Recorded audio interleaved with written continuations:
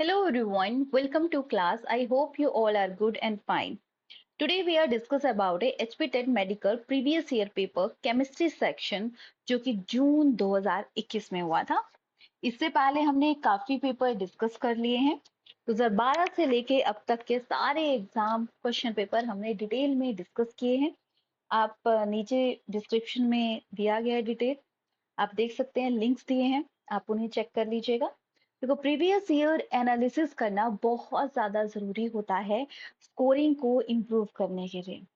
कई बार क्या होता है, मैक्सिमम टाइम आधे क्वेश्चन तो प्रीवियस ईयर पेपर के ही आते हैं, और अगर आपने अच्छे से पढ़ा होगा, समझा होगा, तो बहुत सारे क्वेश्चंस को आप सही कर दोगे। तो चीज को अच्छे से समझिएगा क्वेश्चंस को, और मेरे साथ रिपीट कीजिएगा। जितना आप रिपीट करेंगे, जितना आप अंडरस्टैंड करेंगे, उतने ज्यादा आप स्कोर यहाँ पे गेन कर लोगे। चलिए बात करते हैं फिर हम आज के टॉपिक की। रही बात इसकी पीडीएफ की, पीडीएफ आपको हमारे टेलीग्राम पे मिल जाएगी, आप वहां से इसे डाउनलोड कर सकते हैं, जो कि फ्री ऑफ कॉस्ट रहेगी।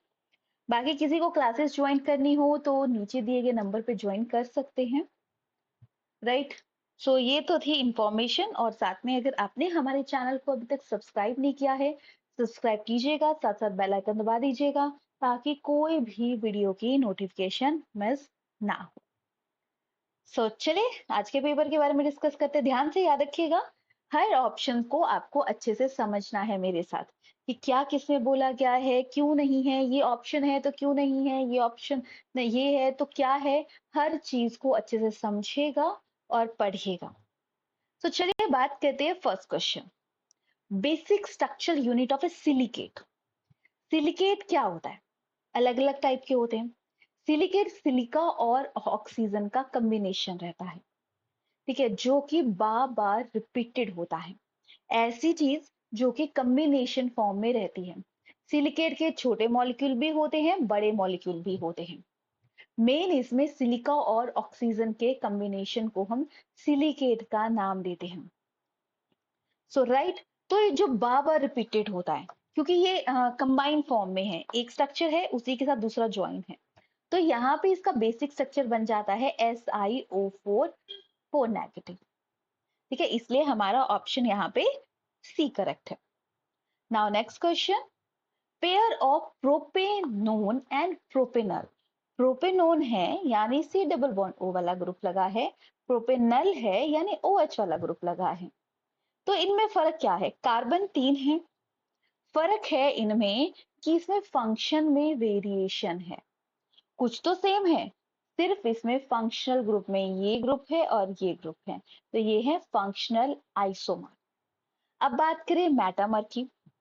सेम मॉलिक्यूलर फॉर्मूला होता है, बट उसमें कार्बन चेन में वेरिएशन आते हैं। टॉटोमर क्या होते हैं? टॉटोमेरिज्म बोला जाए तो आइसो वर्ड जब भी है तो याद रखिएगा, एक चीज आपको याद रखनी है, आइसो वर्ड जहां भी है यानी कुछ ना कुछ उसमें सिमिलरिटीज की बात की गई है, सिमिलर है तभी वो वेरिएशन है, ये आपको ध्यान में रखना है, right. Propanone ketone group and aldehyde CHO group, ये चीज याद रखिएगा। राइट, अब हम बात करें, क्योंकि OH ग्रुप के लिए तो ओल आता है ना, मैं आपको फिर से क्लिक कर देती हूँ। OH के लिए ओल आता है, और एल्डिहाइड CHO ग्रुप, पूरा कंप्लीट ग्रुप की बात करें तो अल आ जाता है CHO ग्रुप, राइट। मेटामर की बात कर ली हमने, टोटोमर की बात करी, चेन में वेरिएशन आती है, उसकी वजह से आता है फर्क। राइट, याद रख लिया। Next, name the element that discover later. इका बोरोन। देखो, जब मेंडलीव ने पीरियोडिक टेबल दिया था तो उनका मेन सक्सेस का रीजन यही था, उन्होंने ऐसे एलिमेंट की प्रोडिक्शन भी कर दी थी कि जो ये ऐसे एलिमेंट होंगे जो फ्यूचर में डेवलप होंगे। इसीलिए उनकी जो कंसेप्ट है वो बहुत ज्यादा मैटर करते हैं। क्यों? क्योंकि उन्होंने बोला था फ्यूचर में ऐसा होगा, ये चीज होगी, और जो फ्यूचर को प्रिडिक्ट कर रहा है वो ऑब्वियसली कि वो उसकी वैल्यू ज्यादा होगी, कि फ्यूचर में ऐसा होगा, भविष्यवाणी ज्योतिषी वगैरह करते हैं, तो उसकी वैल्यू तो ज्यादा होगी, तो इन्होंने फ्यूचर में बोल दिया कि ऐसे हो, और रियल में हुए भी। तो इन्होंने इका बोरोन किसको नाम दिया था, बोरोन के बाद एलिमेंट आने वाले में इका बोरोन बोला था, तो इन्होंने स्कैंडियम को इका बोरोन के नाम से जाना था। ठीक है, किसने दिया था, क्या दिया था, सारे पॉइंट्स को आपको ध्यान में रखना है। अब आता है chemical kinetics question. Mole per litre per second are the unit of rate constant. अब रेट कांस्टेंट से है कि कैलकुलेशन करनी है, तो बताइए क्या आएगा।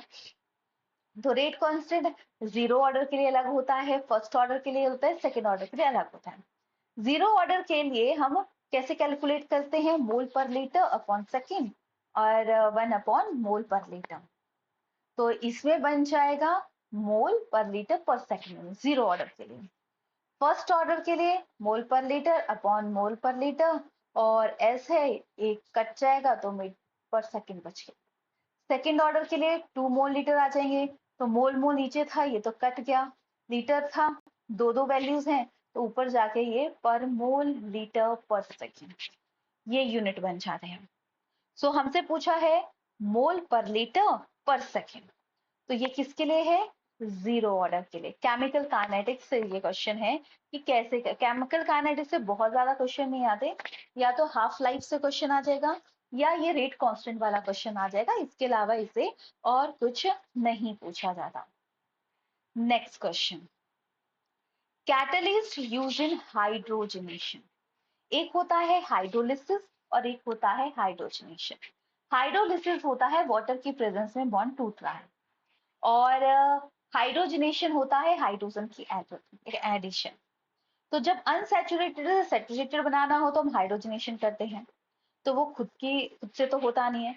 तो निकल इसमें मेन कैटलिस्ट होता है। कैटलिस्ट वो जो कि मदद करते हैं रेट ऑफ रिएक्शन को इंक्रीज करने में। याद रखिएगा क्या करते हैं, कैटलिस्ट रिएक्शन को स्पीड अप करने का काम करते हैं, यही इनका मेन काम होता है। निकल, प्लैटिनम, पैलेडियम ये सारे कैटलिस्ट में यूज होते हैं, पर मेजर जो कंस्टिट्यूएंट है वो निकल इसमें राइट ऑप्शन बनता है। Next, calamine is a ore of. देखो नेचर में है, कोई भी एलिमेंट है सिंगली एग्जिस्ट नहीं करता, वो किसी ना किसी फॉर्म में एग्जिस्ट करता है। तो कैलेमाइन जो ओर है वो किसकी फॉर्म है, मतलब किसका है, तो कैलेमाइन जिंक का है, जिंक कार्बोनेट इसका फॉर्मूला आता है।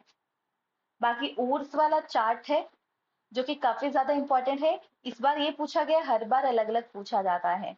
तो कुछ मेजर हैं जैसे कि कैल्शियम है, डोलोमाइट है, जिप्सम है, स्ट्रोंशियम का इतना इंपॉर्टेंट नहीं है, कॉपर के याद रखिएगा, क्यूपराइट, सिल्वर में रूबी सिल्वर, हॉर्न सिल्वर, फिर इंपॉर्टेंट आ जाता है जिंक का, जिंक ब्लेंड एंड कैलेमाइन। ठीक है, अगर पूछा जाए चींटी ने काटा है, एसिडिटी हो जाए तो क्या यूज कर, कैलेमाइन का यूज किया जाता है।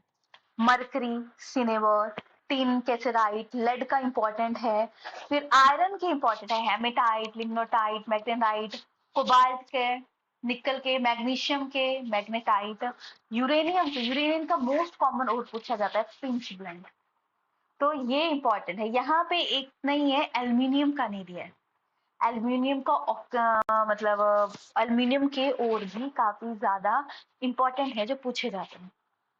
Now next question, colour of a nickel two positive ion. देखो जो डी ब्लॉक वाले एलिमेंट्स होते हैं ना वो ज्यादा कलरिंग शो करते हैं, क्योंकि उनमें ट्रांजिशन ज्यादा होती है, क्योंकि उसमें 10 इलेक्ट्रॉन्स फिल होते हैं। तो जब 10 इलेक्ट्रॉन फिल होते हैं तो उनमें वेरिएशन आती है, जिसकी वजह से ये फर्क पड़ता है। सो याद रखिएगा क्या आ जाएगा, ग्रीन कलर। ठीक है, जितनी ज्यादा उसमें बैलेंसिंग होगी उतना ज्यादा वो। Next question is the name the reaction RCl NaI, और इससे मिलके बनता है RI। R मतलब एल्काइल ग्रुप, एल्काइल ग्रुप मतलब कोई भी ग्रुप, जैसे कि जिसमें कि CH मतलब बॉन्ड वाला कोई भी ग्रुप आ जाता है। फिर इसमें क्लोरीन की जगह आयोडाइड शिफ्ट हो रहा है, तो ये कौन सा रिएक्शन है। फिंगर क्राफ्ट रिएक्शन की बात करें तो बेंजीन के ऊपर एल्काइल ग्रुप, एल्काइल के साथ रिएक्शन किया और एल्काइल ग्रुप यहाँ पे लग जाता है और HCl रिमूव हो गया, राइट। ये रहता है मेन। सो ये याद रखना है। तो वुड्स रिएक्शन में ये एल्काइल ग्रुप लॉन्ग चेन बनाने के लिए यूज होता है, जैसे कि 2RX, एक्स मतलब हेलोजन ग्रुप कोई भी Na के साथ, फिर RR बन गया मतलब एल्काइल ग्रुप बनता है पूरा। लॉन्ग चेन बनाने के लिए यूज होता है। स्वार्ट्स रिएक्शन की बात करें, ये जैसे कि बेंजीन रिंग है, CCl3 है, या कोई भी और हैलाइड है, तो उसकी जगह कोई और ग्रुप जाके अटैच हो जाएगा, मतलब फ्लोरीन यहाँ पे अटैच हो गया, तो ये चीज आ जाएगी। फ्रिंकल-स्टीन रिएक्शन में क्या होता है, ये वाला रिएक्शन है, ठीक है, जिसमें सोडियम क्लोराइड रिमूव होता है। तो ये याद रखना है आपको, पॉइंट को सारों को ध्यान में रखना है, क्योंकि यही मेन क्वेश्चन था जो कि केमिकल रिएक्शन से आया था, बाकी और नहीं था, तो ध्यान में रखिएगा चीज को। Next question is monomer unit of A Dacron. Dacron एक पॉलीमर है। अब पॉलीमर क्या होता है, कॉम्बिनेशन होता है स्मॉल स्मॉल मॉलिक्यूल्स का, मोनोमर यूनिट्स का। तो अगर हम बात करें कि ये जो डैक्रॉन होता है, ये इथाइल ग्लाइकोल एंड टेट्राप्थैलिक एसिड का बना होता है, दो के कॉम्बिनेशन में। इथाइल ग्लाइकोल का फॉर्मूला होता है HOCH2CH2OH लगा है, और टेट्राप्थैलिक एसिड का फॉर्मूला होता है, बेंजीन रिंग में दो जगह COOH ग्रुप लगा हुआ है, जिसको हम टेट्राप्थैलिक एसिड बोलते हैं, जिसे कि हम डैक्रॉन के नाम से जानते हैं। Now next question is most basic. तो बेसिसिटी एमीन की बात करें, ये एबिलिटी शो करती है डोनेट ए लोन पेयर इलेक्ट्रॉन। ठीक है, एसिड कौन होते हैं, जो एक्सेप्ट करते हैं, बेस कौन होते हैं लीस्ट के मुताबिक, जो डोनेट करते हैं। तो इसमें जितना बड़ा मॉलिक्यूल होगा वो उतनी ज्यादा डोनेटिंग पावर रखेगा, जो कि यहाँ पे क्या रहता है, देखो ये बेंजीन रिंग के ऊपर NH2 लगा है, तो ये स्टेबल है, तो ये नहीं रहेगा। तो मेन आपका ये वाला ग्रुप जो रहेगा वो मोस्ट बेसिक रहेगा। याद रखिएगा, बेसिसिटी डिपेंड ऑन द जो ग्रुप रहता है, और बेंजीन रिंग कहीं ना कहीं कंपेयर टू जो लॉन्ग चेन होती है उसके स्टेबल होती है। So right, now next question is which one is animal fibre. कौन सा एनिमल फाइबर से ऑब्टेन किया जा रहा है। कॉटन की बात करें नेचुरल है, जूट नेचुरल है। एक्रिलिक की बात करें, ये लैब में बनाया जाता है। सिल्क है, जो कि सिल्क वॉर्म से ऑब्टेन किया जाता है, और सिल्क वॉर्म सहतूत के पत्तों खाती है, ये आपको पता है। कोकून से, इसके कोकून से सिल्क बनाई जाती है, याद रखिएगा। Acid form from A Spanish. Spanish में कौन सा एसिड होता है। देखो सारे के सारे ऑप्शंस हैं, जैसे हम एसिड एंड बेस से क्वेश्चन आते हैं, जैसे कि एस्टिक एसिड विनेगर में, फॉर्मिक एसिड आंचसिंग में, सिट्रिक एसिड लेमन में, लैक्टिक एसिड कर्ड में, ऑक्सैलिक एसिड स्पेनिश में, एक्सकॉर्बिक एसिड आंवला में, टार्टरिक एसिड ग्रेप्स में, टर्मेरिन में होता है। सो हमसे यहाँ पे पूछा गया स्पेनिश में कौन सा होता है। तो स्पेनिश की बात करें तो देखेंगे यहाँ पे, देखो स्पेनिश कहाँ है, ऑक्सैलिक एसिड, ठीक है, या टार्टेरिक एसिड भी आप क्लिक ऑन कर सकते हैं, या तो टार्टेरिक एसिड होता है या ऑक्सैलिक एसिड होता है। मेन अगर हम बात करें तो आपके देखो ऑक्सैलिक एसिड मेन टोमेटो में भी कौन सा एसिड होता है, टोमेटो में भी मेन ऑक्सैलिक एसिड पाया जाता है। सो कोई भी क्वेश्चन आ सकता है।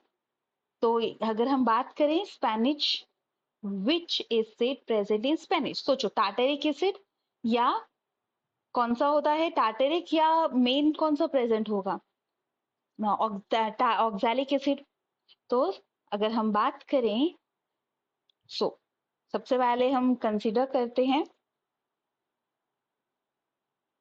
देखो कोई भी कंपाउंड है उसमें जस्ट एक ही एसिड नहीं होता। तो अगर हम सही बात करें तो ऑक्सैलिक एसिड मेन पाया जाता है स्पेनिश में, यहाँ पे स्पेनिश ही आया है तो स्पेनिश याद रखिएगा।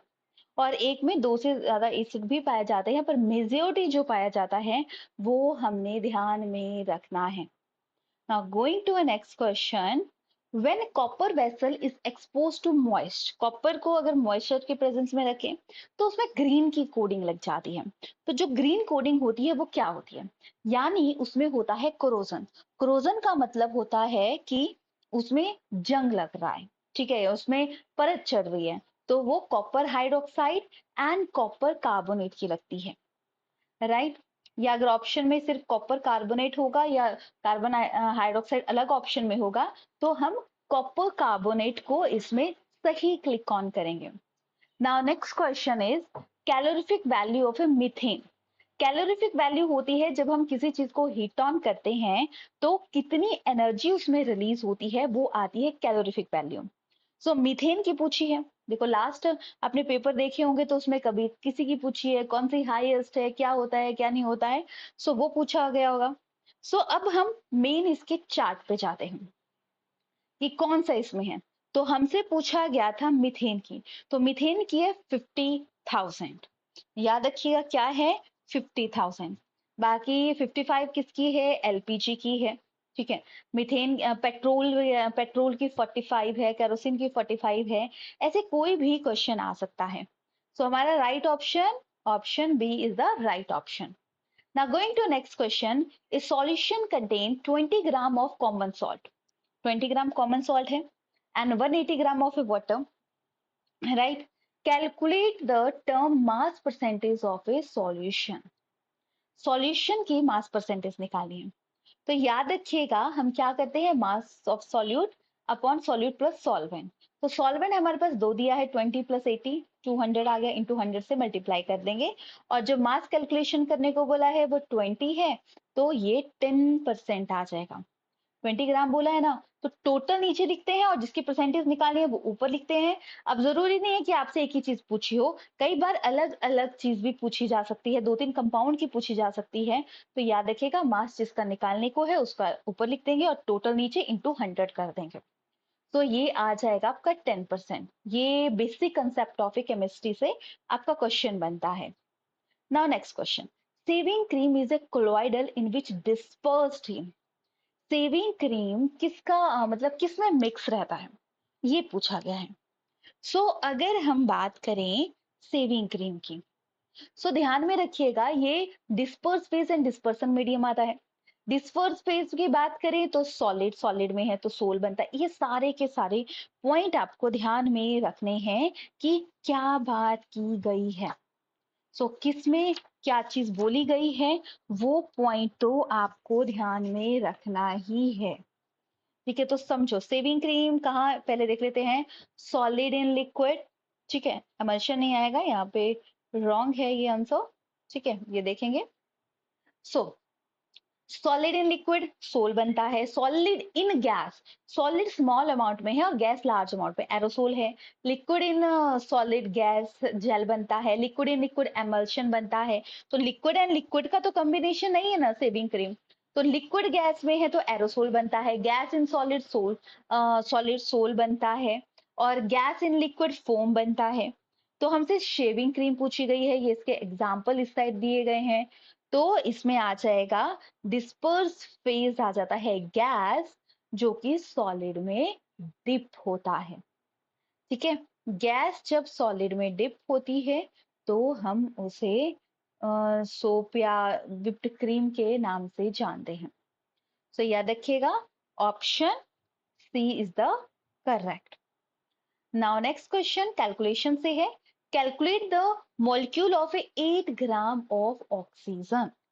तो कैसे कैलकुलेट करेंगे, हम पहले तो मोल्स निकाल लेंगे। ऑक्सीजन है यानी O2 है, एक की वैल्यू 16 होती है, 16 into 2 32।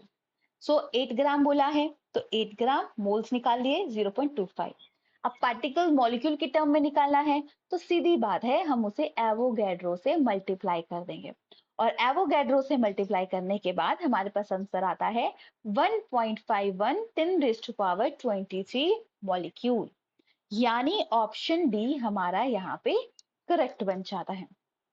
Now going to next question, isotopes of a cobalt। Isotopes मतलब मैक्सिमम टाइम आप देखोगे क्वेश्चन आता ही आता है आइसोटोप से। तो आइसोटोप जो है वो कि कैंसर की थेरेपी के लिए यूज किया जाता है। Isotope same element, same atomic number, different mass number और डिफरेंट उनमें न्यूट्रॉन नंबर पाए जाते हैं, ये आपको ध्यान में रखना है। Next question, water freeze at atmosphere in Fahrenheit scale. Water freeze होता है फ़ारेनहाइट, देखो नॉर्मल पता है आपको 0 डिग्री सेल्सियस होता है, तो अब फ़ारेनहाइट जहां से स्टार्ट होगा वहां से होगा। तो जो पॉइंट आता है वो है 32 डिग्री फ़ारेनहाइट। ये बेसिक क्वेश्चन है, या तो आप बेसिक कंसेप्ट से ले लो या किसी और चैप्टर में भी बहुत सारी जगह इसका डिस्कशन है, तो वहां से भी आप इसे देख सकते हैं। Now next question, number of A radial node. अब रेडियल नोड निकालने के लिए फॉर्मूला होता है, क्या रहता है, n minus L minus one, right. So n, जो ये प्रिंसिपल क्वांटम नंबर 4 आ गया, l p की वैल्यू s के लिए 0, p के लिए 1 यूज करते हैं, -1 -1। अब माइनस माइनस प्लस हो गया, पर साइन माइनस का लगेगा, तो 2 इसमें राइट आंसर आ जाएगा। सो कई बार एंगुलर नोड, कई बार रेडियल नोड, दो तरीकों से इसका क्वेश्चन पूछा जाता है। अब एंगुलर नोड क्या होता है, रेडियल नोड क्या होता है। जो रेडियल नोड होता है, स्फेरिकल रीजन वेयर प्रोबेबिलिटी जहां पे फाइंडिंग द इलेक्ट्रॉन जीरो होती है, स्फेरिकल होता है, हैव फिक्स रेडियाई होता है। एंगुलर नोड फ्लैट प्लेन होता है एंड हैव फिक्स एंगल होता है, राइट, ये याद रखिएगा। अब आता है सिंपल पीरियोडिक टेबल से क्वेश्चन आ गया है, कैल्कोजन किस ग्रुप में रिजम्बल करता है, किस ग्रुप को बोलते हैं। तो याद रखिएगा, ग्रुप 1 को हम एल्कली मेटल बोलते हैं, ग्रुप 2 को एल्कलाइन अर्थ मेटल बोलते हैं, 13 को बोरोन फैमिली या हम आइक्नोजन बोलते हैं, फिर 14 को क्रिस्टलोजन, 15 को पनिकोजन नाइट्रोजन फैमिली, 16 को कैल्कोजन बोलते हैं। तो यहाँ पे हमारे पास राइट आंसर ग्रुप 16 आ जाएगा। 17 को हम बोलते हैं हेलोजन एंड 18 को नोबल गैसेस या स्टेबल गैसेस के नाम से हम जानते हैं। So right option, option C is the right option. Now going to next question, which show maximum metallic character. याद रखिएगा, इसके लिए भी हमें पीरियोडिक टेबल आना चाहिए। सो पीरियोडिक टेबल की कंसेप्ट की बात करें तो इस साइड मेटल्स है, इस साइड नॉन मेटल्स है, राइट। मेटेलिक जितना जो ऊपर होगा उतना ज्यादा मेटल होगा, down the group metallic character but कम होता है। तो सबसे ऊपर यहाँ पे देखो ऑप्शन है हमारे पास, यहाँ पे देखेंगे मैग्सोडियम, ठीक है, मैग्नीशियम, बेरिलियम और सिलिकॉन है। अब सिलिकॉन तो किसी भी हालत में नहीं आता क्योंकि नॉन मेटल कैपेसिटी में आ गया, इन तीनों में से ऑप्शन आ गया, तो इस साइड को मेटेलिक करैक्टर कम होता है तो ये भी कट गए। तो सोडियम में ज्यादा मेटेलिक करैक्टर शो होता है, इसीलिए हमारा राइट ऑप्शन बन गया option A, right. Now going to next question, which of the following highest dipole momentum. Dipole momentum अगर आपने प्रीवियस वीडियोस देखी होगी तो आपको समझ आया होगा डाइपोल मोमेंटम का कंसेप्ट क्या बोलता है। सेंटर वाला अगर ज्यादा इलेक्ट्रॉन नेगेटिव है तो वो जोड़ के रखेगा बाकियों को, तो वहां पे डाइपोल मोमेंटम ज्यादा होगी। अगर सेंटर वाला कम की प्रॉपर्टी है तो वो डाइपोल मोमेंटम कम शो होगी। अब अमोनिया की बात करें, सेंटर है बट इतना भी नहीं है, CO2 में डाइपोल मोमेंटम जीरो हो जाता है, स्ट्रक्चर के बेसिस पे है। तो सबसे ज्यादा डाइपोल मोमेंटम वाटर का होता है क्योंकि ये पोलर एक सॉल्वेंट है। Dipole momentum polar and non polar को शो करने के लिए भी बताई जाती है कि ये पोलर सॉल्यूशन है, ये नॉन पोलर है। Now next question is, following pair has the same geometry. Same geometry, ये हाइब्रिडाइजेशन से क्वेश्चन है, और हाइब्रिडाइजेशन से क्वेश्चन यहाँ पे दो क्वेश्चन तो हाइब्रिडाइजेशन से आए हैं। तो कैसे बॉन्ड बनता है, क्या बनता है, इसके लिए आपको सेंट्रल एटम पता होना चाहिए, पॉजिटिव एंड नेगेटिव वैल्यू का पता होना चाहिए कि क्या होता है। सो अब हम चेकआउट करें कि क्या रहता है। तो जियोमेट्री की ज्योग्राफी में चारों ओर कैसे चीजें रिजम्बल करती हैं वो क्वेश्चन आ रहा है। सो अगर हम बात करें प्रॉपर्टी की तो NH4 एंड XeF4 की सेम रहती है जो कि स्क्वायर प्लेनर है। अगर CH4 की बात करें टेट्राहीड्रल है, राइट। SF5 की बात करें सीसॉ रहती है, और इसकी रहती है आपकी, क्या रहती है अभी हमने डिस्कस किया, टेट्राहीड्रल ज्योमेट्री। NH4 की रहती है टेट्राहीड्रल, इसकी रहती है स्क्वायर प्लेनर।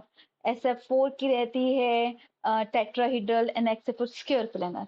इसके लिए आपको पूरा का पूरा कंसेप्ट पता होना चाहिए कि क्या है, रिजम्बल क्या करता है, क्या नहीं होता, तो उस केस में आपको चीजें पता होनी चाहिए।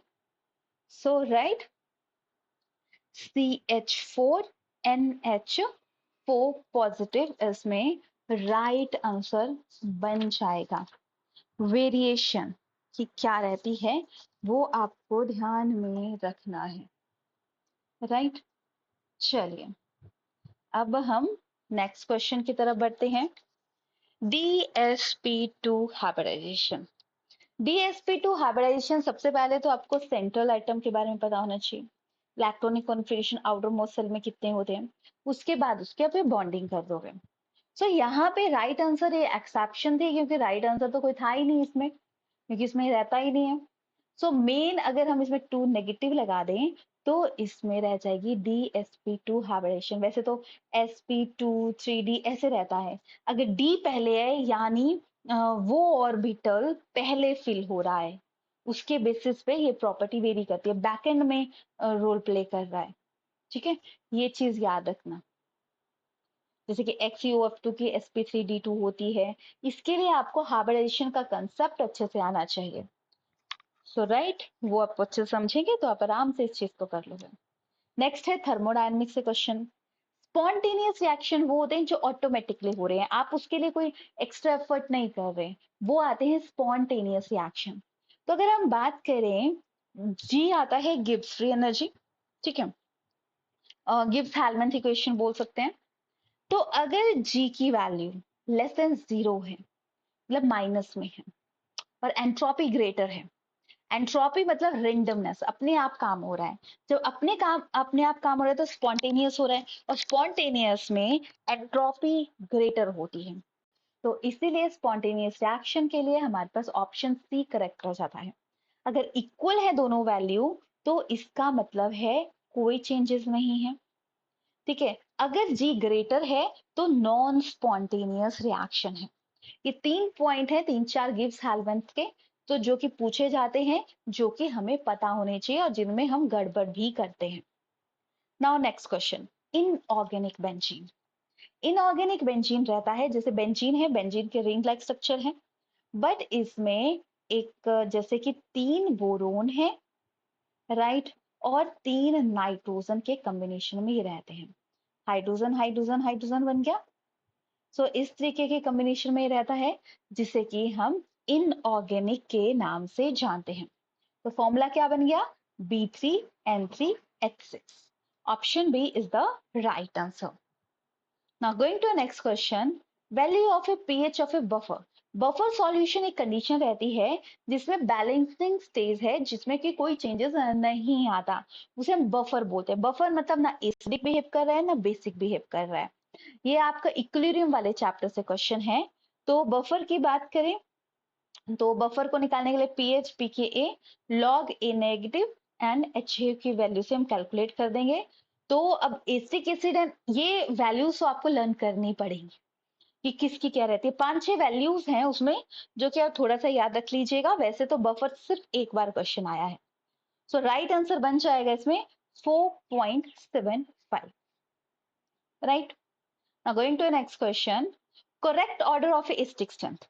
देखो कुछ बेसिक कंसेप्ट है पीरियोडिक टेबल के बारे में जो आपको पता होने चाहिए। Along the period acidic character बढ़ता है, down the group acidic character कम होता है, ये आपको ध्यान में रखना है। सो सबसे ज्यादा अगर हम बात करें, HF जो है वो सबसे ज्यादा बोल सकते हो बिहेव करेगा एसिडिक।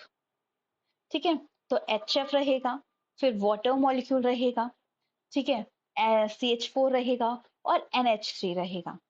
ठीक है, तो पीरियोडिक टेबल का आपको नॉलेज होगा तभी आप इस क्वेश्चन को करेक्ट कर पाओगे।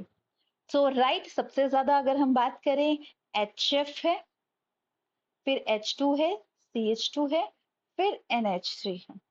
पर यहाँ पे थोड़ा सा गड़बड़ है, यहाँ पे एरोस का इश्यूज रहेगा। तो मतलब यहाँ पे देखो, सबसे पहले सबसे लास्ट हमारे पास क्या बचना चाहिए, CH4, पर इस वाले ऑप्शन में तो उल्टा है। तो यहाँ पे एरोज में जो आपको पीडीएफ मिलेगी उसमें करेक्ट कर दूंगी। सो आप याद रखिएगा ये एरो इस साइड को होंगे। ठीक है, HF, क्योंकि ये ग्रुप 17 है, ये ग्रुप 16 है, ये 15 है, 14 है, और इस केस में तो उल्टा था ना, CH4 का सबसे कम होगा। सो राइट, तो ये याद रखना है, इसकी वजह से ये वेरिएशन में होगा। सो इसलिए ऑप्शन सी हम यहाँ पे करेक्ट कर देते हैं। बाकी आपको ठीक कर दिया जाएगा जब ऑप्शंस में होगा। ठीक है, HF की वैल्यू सबसे ज्यादा होगी। Next, atmosphere of A Venus is made up of.